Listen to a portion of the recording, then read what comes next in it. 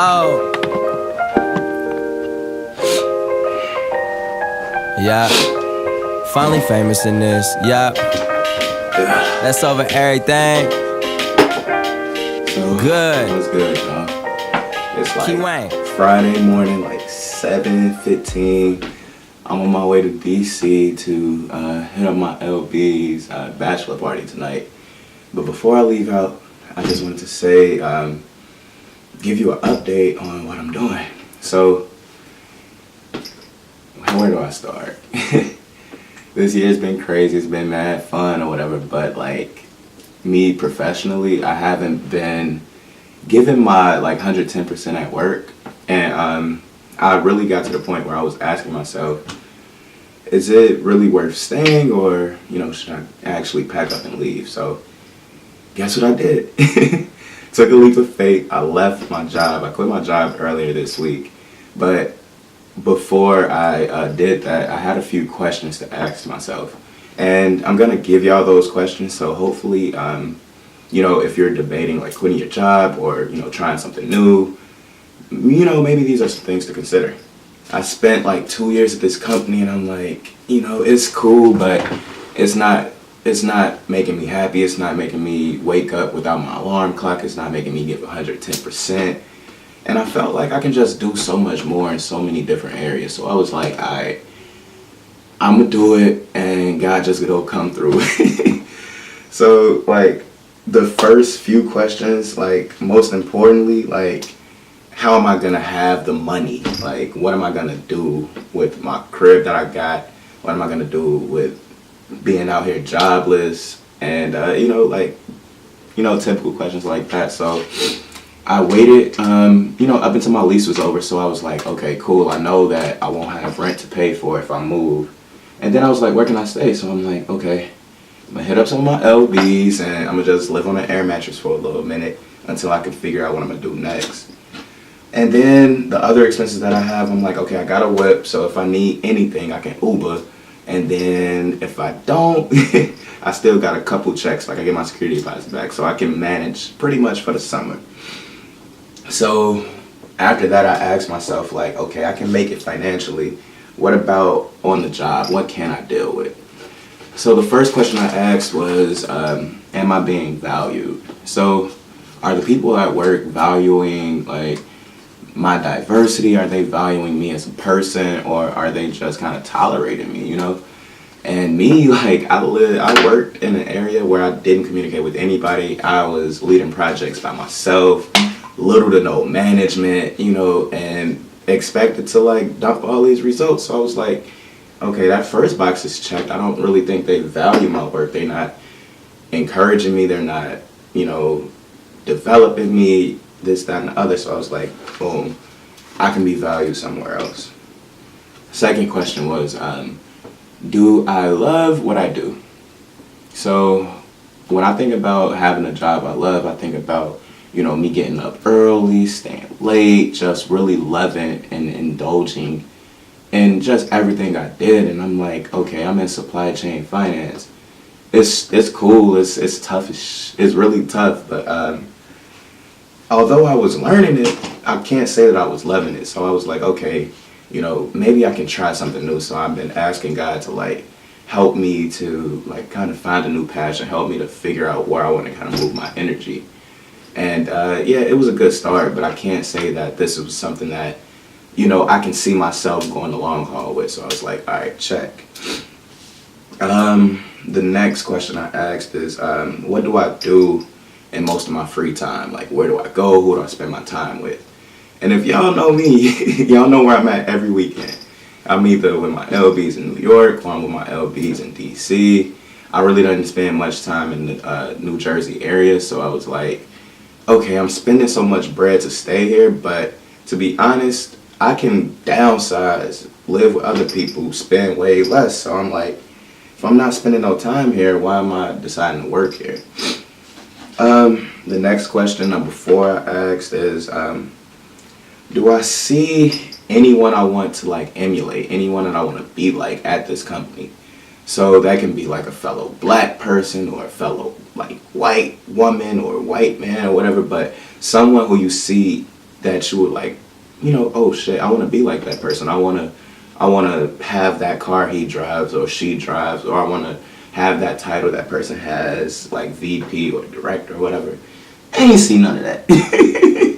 I saw a bunch of people who were just living mediocre lives. I had a manager who literally told me that I need to take whatever job I get because you need to pay your bills. I was like, what? That was the most spineless shit I ever heard. So I was like, you know what? Nobody here is having the vision that I have for myself. So, check mark. Next question I asked is, do you have any mentors or any sponsors? So a mentor is someone who, guides you, shows you the ropes, gives you networks. And then a sponsor is someone who pretty much tells other people about you, kind of brags on you. So me, I had some quote-unquote mentors that kind of did things like just because, but they were doing it just to get it off of their goals and objectives. They really weren't invested in, Marcel. They really weren't like taking me to lunch or showing me the ropes or showing me the game at this big company. And then a sponsor, hell, I was trying to find a sponsor for the whole 2 years, but it's like no one really gravitated towards me. Everybody kind of is adults. Everybody kind of does their own thing, so I get it. But, for me to stay, I need someone who's going to sponsor me and someone who's going to mentor me and kind of push me to that next level. Number 6, are you motivated?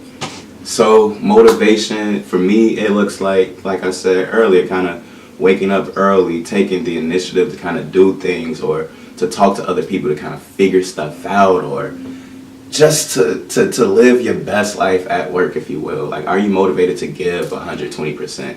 There's nothing wrong with giving 120%, but it's always more important that you give that 120 to something that you love. You're not in school no more where you gotta go to calculus or you gotta go to science class or you gotta go to English. You can do whatever you want. So you might as well be motivated. And then number 7, I asked myself, I remember listening to a podcast and it said we suffer more in imagination than we do in reality.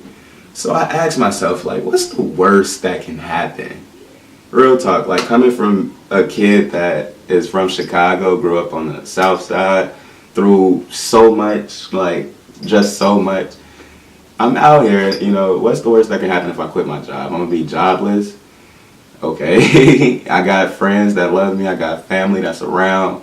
And I ain't gonna stop what Jay-Z said. So I was like, let's just go for it. The worst that can happen is I'm out here and I got an Uber for the next few months. And yeah, it's super scary, but there's no real life. There's no growth in the comfort zone. So I'm taking this leap. I really don't know what I'm about to do next. I have an idea, but most importantly, I'm about to go to my bro's bachelor party and, celebrate him. Wedding coming up, video coming up, you already know. So, last but not least, I was talking to one of my directors about, quitting, and he gave me, ultimate support. He was like, Marcel, the things that you want to do, I can't even match.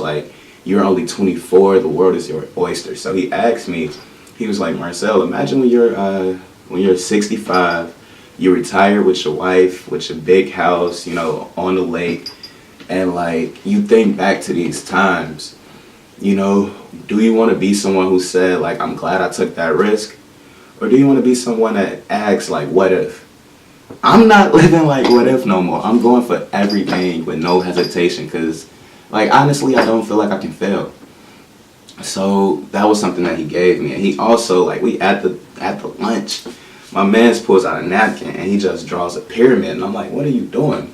So he makes the bottom line. He you know what this is? I'm like, that's the first line. That's your foundation. He yeah.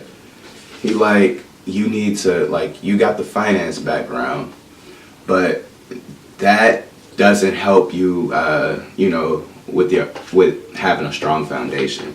With so much digital, digitation and just so many other things that's out here in this world. Like, you can get leveraged real fast. Like, if you only have one skill set, you can get replaced by a robot, like, you know, like, type shit. So he was saying, like, it's really important to, like, break out your talents so you can have a stronger foundation. So, like, one brick to that pyramid can be my finance background and supply chain. But he was like, you know, you need another brick for your entrepreneurship, another brick for your real estate, another brick for your technology. So, like, when you do become that business leader, you could learn to, like, connect those dots. So he was telling me, like, as long as you're moving forward, you get to hedge your risk. You get to become a better business leader. And that's something that ain't nobody go teach you at these companies, because they want to keep you forever. They want to keep you down. They want to keep you they don't want to promote you. They don't want to spend extra money on you, but they want to work you long hours. They want to do all of this crazy stuff. So you gotta take that initiative to say, like, this is not what I'm gonna stand for. Ask yourself those questions. I'll, like, post them up after.